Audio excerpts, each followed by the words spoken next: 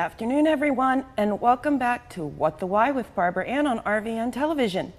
If you haven't seen us before, our show features conversations with diverse leaders from all walks of life about why they do what they do and how they figured things out.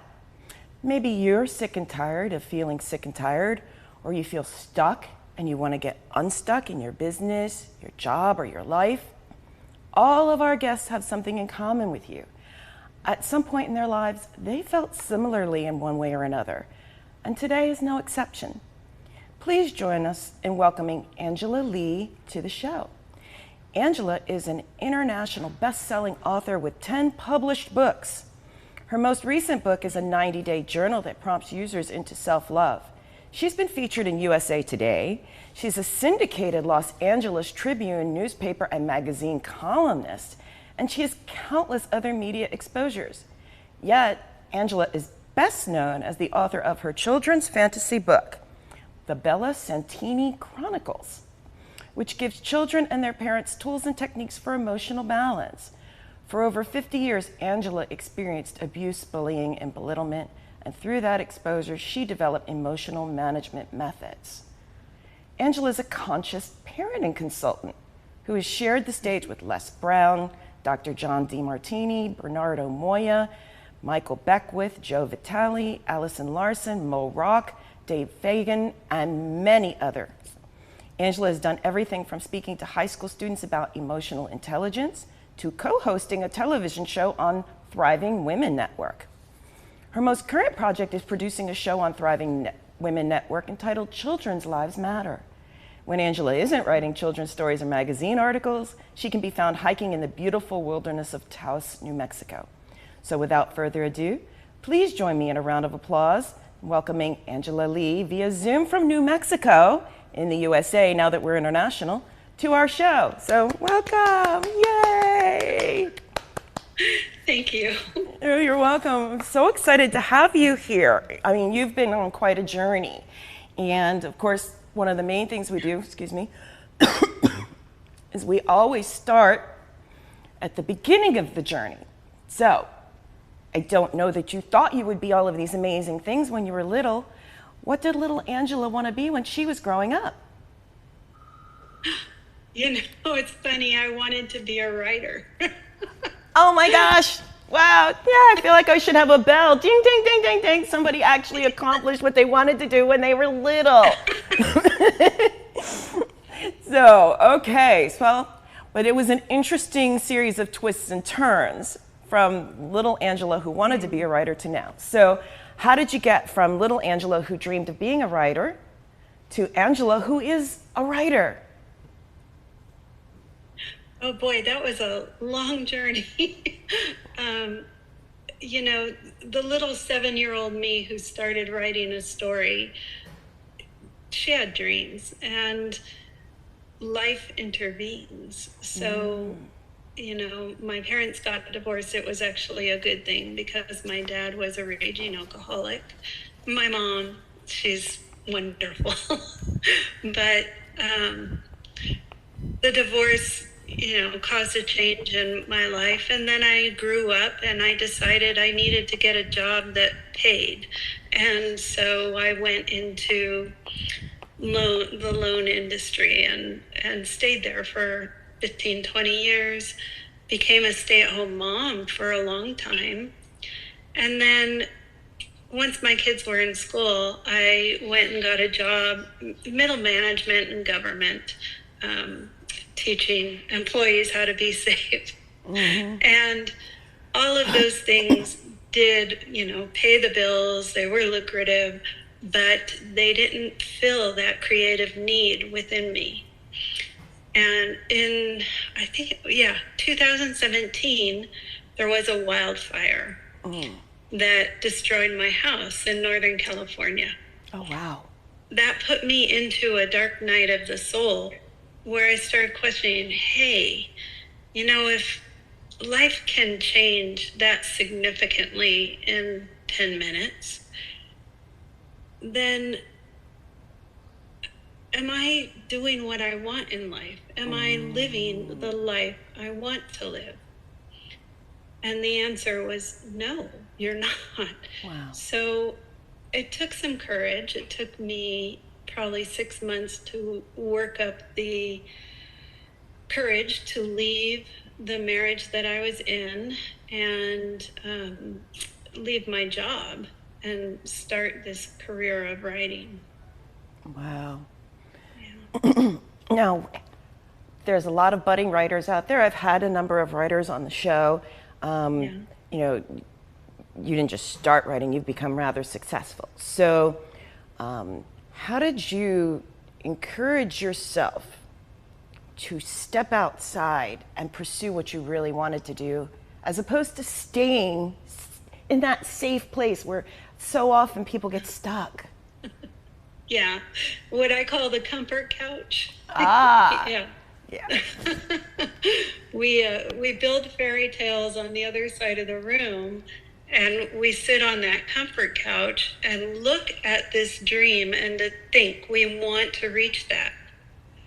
But to get off the couch and step into this land, no man's land of discomfort, it's a hard thing to do. Mm-hmm. And I know that if that wildfire had not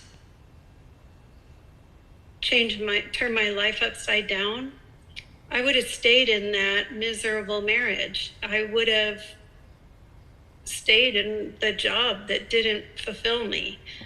And it took that push from God that just said, you got to look at your life and try something new, to get me to try and reach that fairy tale castle. Which is fantastic. So did you first go into, so let me reframe that. Was journalism the path for you, or was writing the book the path for you, or did you do them simultaneously? How did that journey look? Yeah, the books were the path for me. So I wrote the first book and published it. I wrote the second book and published it. The third book, I connected with a different publisher, and he offered me the opportunity to open up into journalism.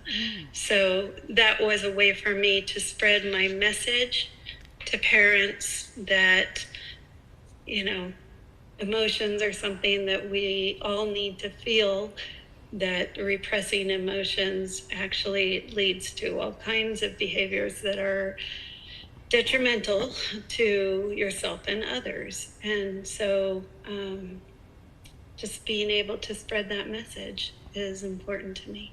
Which is awesome. And I mean, and you don't just write for any paper. I mean, on a national level, a lot of people know what the Los Angeles Tribune is, as well as the magazine. So, how did you decide to pursue journalism on that level? Well, it's interesting because when I signed the publishing contract for my third book, the publisher was actually working with the Los Angeles Tribune to help promote the Los Angeles Tribune, because his role is publisher and publicity. So I signed on with him because not a lot of publishers will help you with publicity. Mm-hmm. And so I saw some value there. He's the one who had me write the first article for the Los Angeles Tribune.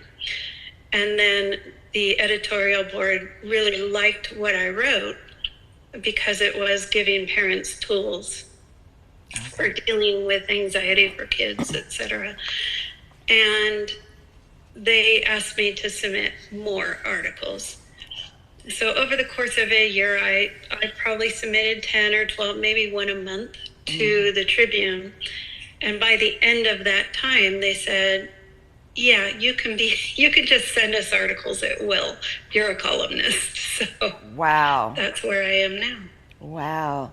And what's interesting is you talk about the tools as parents. One of my team members has 2 little ones, and she's a big proponent of conscious parenting. And Beautiful. so I would love for you to delve into how you found your path into conscious parenting. And then probably what will happen is after the break for our sponsors, we'll actually get into what it is in more detail. So, Okay.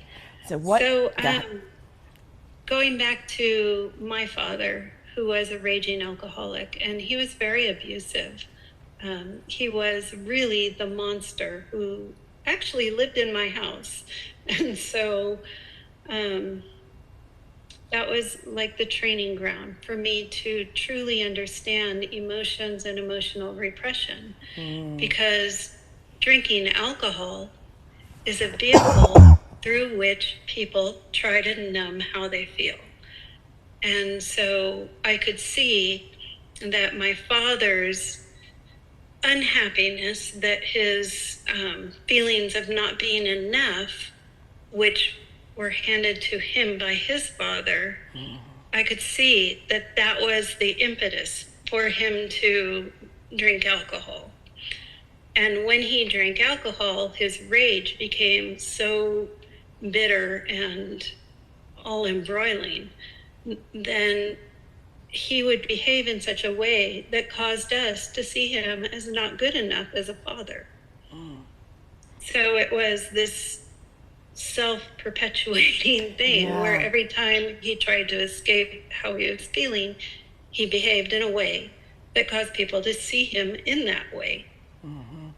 And it's interesting because my team member, shout out to Sarai Romero, her experiences were different but similar in that she goes so far as to describe it as breaking the family curse in terms of how the behavior stops.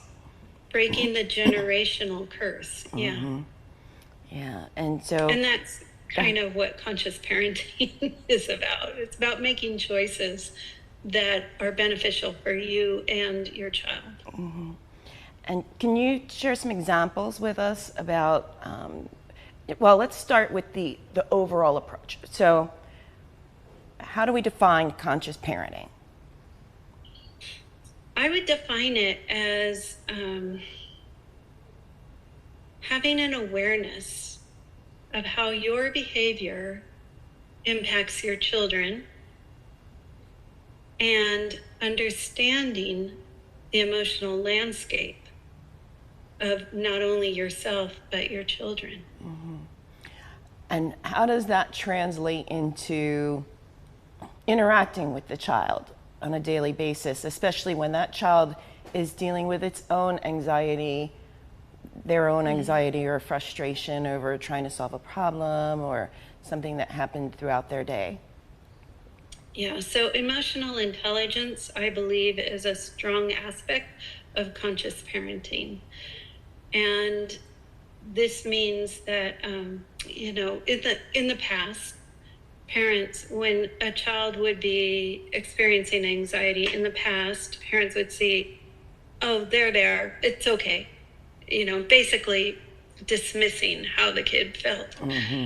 But a conscious parent would sit down with the child and say, hey, I know that you're feeling something here. Yeah. And perhaps can you describe what you're feeling? In doing this, they're getting the child to focus on the feeling rather than the circumstances. So what I generally teach is that our minds will focus on circumstances, and that brings up feelings.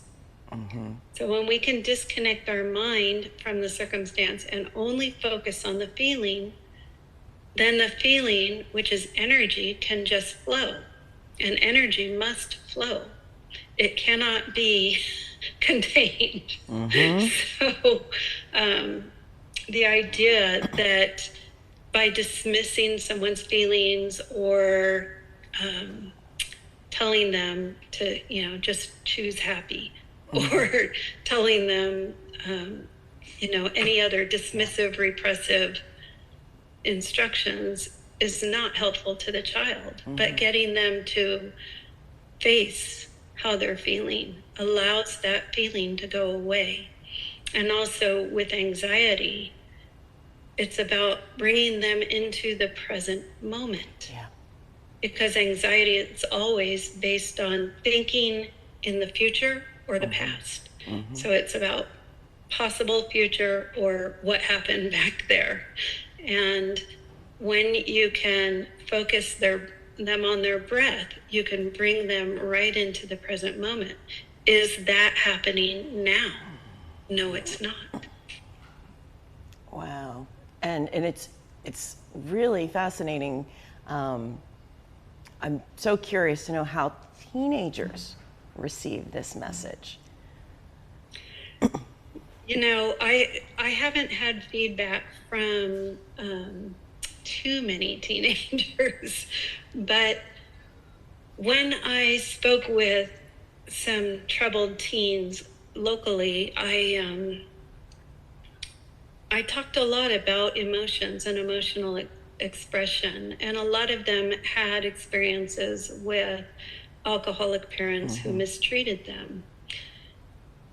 And for them, it was a new way of looking at the situation, a new way of understanding, because hurt people hurt people. Yeah. And it's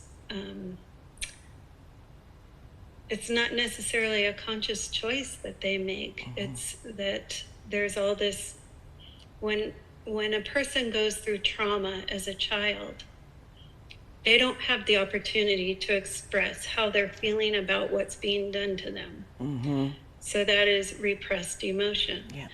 And that repressed emotion can build into a mountain of feelings that then explode outward.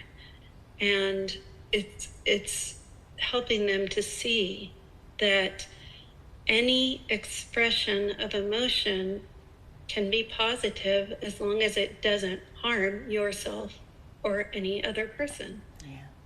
And So how yeah. do you Yeah. express anger in a positive way? Well, you could paint, you could write, you could journal, you could write a song, you can do all kinds of different self-expression that allows that angry energy to get out.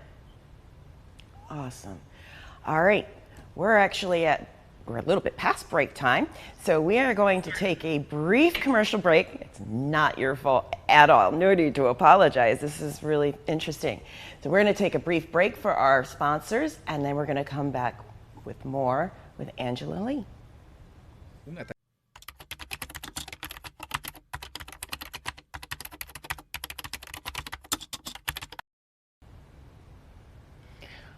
Welcome back to What the Why with Barbara Ann, and today's really special guest, Angela Legh, published author and journalist.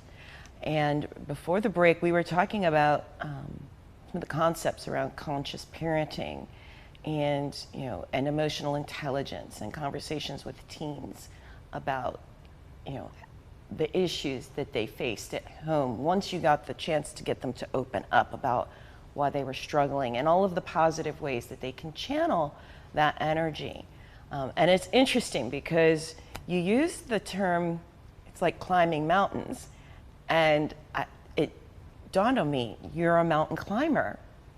So you are climbing mountains figuratively and literally. How did you find your interest in hiking and mountain climbing?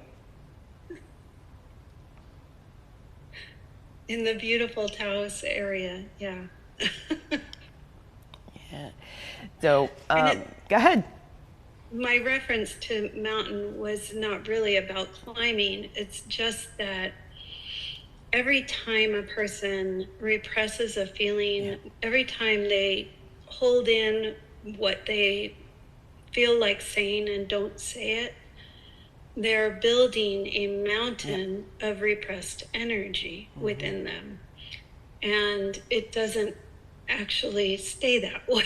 Yes. So it comes to a point and then it will explode outward. And we've all seen people who are overreactive to the circumstances they're in. Yeah. That's because they're expressing some of that repressed energy. It's like a volcano. after a while, the pressure finally erupts. Yeah.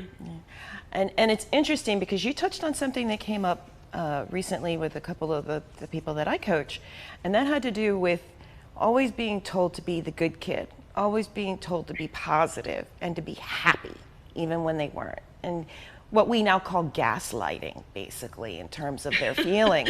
Or spiritual bypass. Yeah. Yes, exactly. See, we speak similar languages. So when you're working with parents and others around that, how do you encourage them to move from the things that they learned that were really part of their survival mode from their parents and their parents and their parents and their parents to this new way of consciously raising children with empathy and emotional intelligence and encouraging them to express what they're feeling and understand why they're feeling it? You know, it's interesting because people my age, people my children's age, none of us, even our parents, were not taught how to truly deal with emotions. And so my first and biggest message to parents is, it's not your fault. You didn't learn this. The second message is, when I talk about repressed emotions, you probably don't see yourself as someone who does that. But let me illustrate for you how wide and broad that thing is.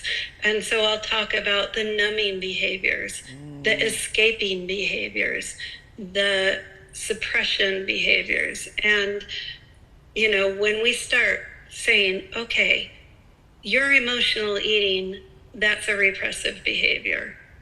Your choice to work out 10 times a week because you don't want to feel what you're feeling, so you go do that instead, that's a repressive behavior. Gambling, shopping, drinking, drugs, there's so many.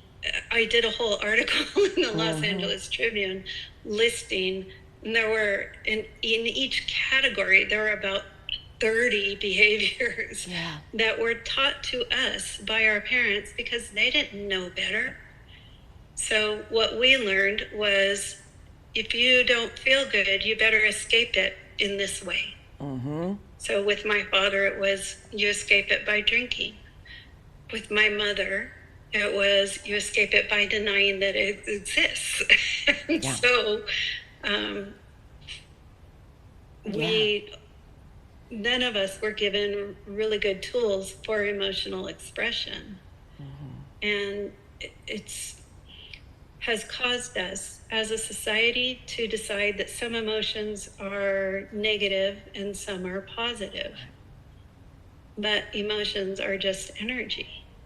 And they're information. They're telling us how we feel about what's going on around us. So rather than quantifying our emotions as good or bad, what if we look at how we behave in response to our emotions? And then we can put the negative positive on that. So a negative expression of anger would be to drink and lash out at others.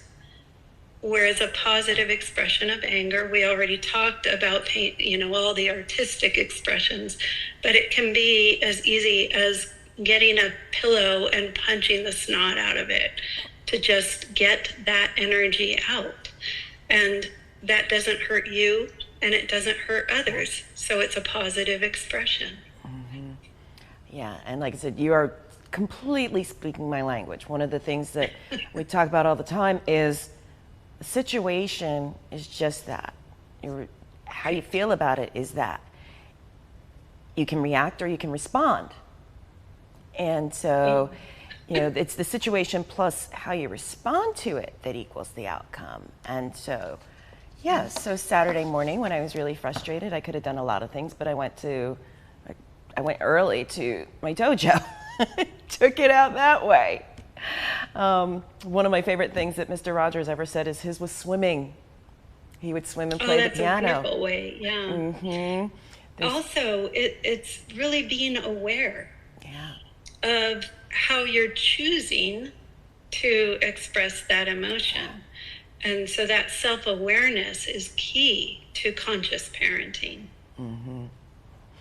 So for parents who are interested in exploring this, you've written articles, but you also have your fantasy book series, which my understanding is also touches on aspects of this. So with the time that we have left, tell us about the Bella Santini Chronicles.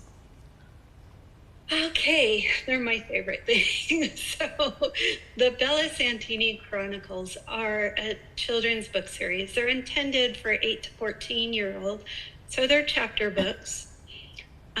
Coming of age fantasy. Clean, family friendly. It's Awesome. really intended for kids, if a child reads it, for a child to see themselves as the main character and see themselves overcoming different adversity. And within the adversity, there's tools of how she overcame that adversity. So as they go along through the story, they're learning different tools, but instead of, someone sitting down and saying, hey, if you encounter sadness, then you could do A, B, and C to deal with it. This is living through the story, living through that sadness and using the tools, the breathing exercises, the other tools to get through it. So the books are really intended to give children the tools that they need to thrive in life.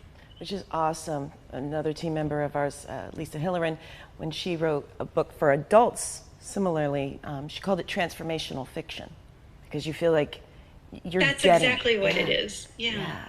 So I love it, and I would love to talk more with you, and I hope to talk more with you offline. But for our viewers, we're out of time. So for those who would like to contact you, what is the best way for them to find you? So there is a contact page on my website, angelalegh.com, and I will respond. It's, I'm here to help people understand emotions. Awesome. Awesome. Thank you so much for taking the time. It's hard to believe it's been as long as it has been since we first connected. I'm so glad we were able to make this happen. Me too. Yeah, and thank you again for joining us all the way from New Mexico. That's so cool. It's so beautiful there. And thank you for sharing your personal and professional journey with us. Thank you. As for our upcoming guests, you really don't want to miss any of our conversations with them either. They include even more business owners, coaches, authors, technology experts, including our next show, entrepreneurs, advocates, and people who across the board overcame seemingly insurmountable challenges. Please tune in to learn and be inspired about how they did what they did and how you can move forward in your life as well. If you missed any of our past guests, you can catch all 3 seasons of our show on the What the Why page of RVN Television's website, along with some other really great content. These days, you have so many viewing choices, so thank you very, very much for tuning in, and please tell a friend or colleague about us. As a reminder, What the Why is available 24 hours a day, 7 days a week, both on RVN Television as well as on Roku TV. And also, as a reminder, no matter what you may be going through in your life, no matter what changes you would like to make, no matter how big or small, tune in again for more illuminating and fascinating conversations with guests such as Angela, who overcame some amazing challenges and made some significant pivots in their lives to find their purpose and live it.